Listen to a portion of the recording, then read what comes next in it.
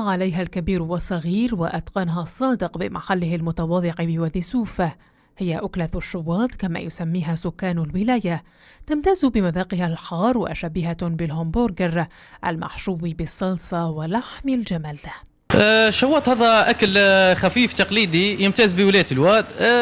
يميزه لحم الجمل، هذا لحم الجمل المفروم. عندها مذاق يعني غير عادي على اللحوم الأخرى يعني وكذا إلى آخره. عندها مميزات أخرى من الناحية الصحية، من ناحية أنها معنا نقص كوليسترول، نقص يعني نقص دهون إلى آخره.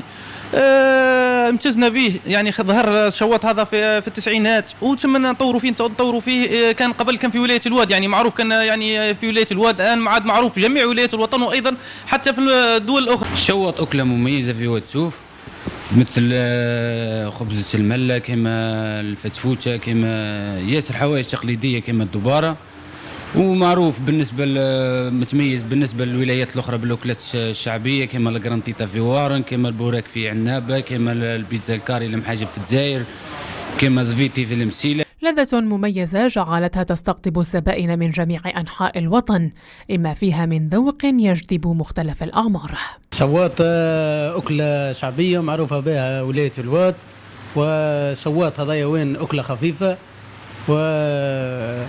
احنا لينا سنوات اللي هنا ناكلوا عند الصادق صاحبنا هذا وين، مذاق ما شاء الله ربي يبارك. نحن كطلبة جامعيين أكلة سبيسيال، شواط ربي يبارك ما شاء الله، أكلة خفيفة ونظيفة وكل شيء. مولفين نجي ناكلوا عندها. الأكلات الشعبية معروفة في الواد، كاينة كما خبزة ملة، كاينة ياسر أكلات، بصح الشواط يقعد وحده. وتبقى أكلة الشواط تتربع على عرش الأكلات السريعة بوادي سوفة نظرا لمذاقها المميز وسعرها الزهيد.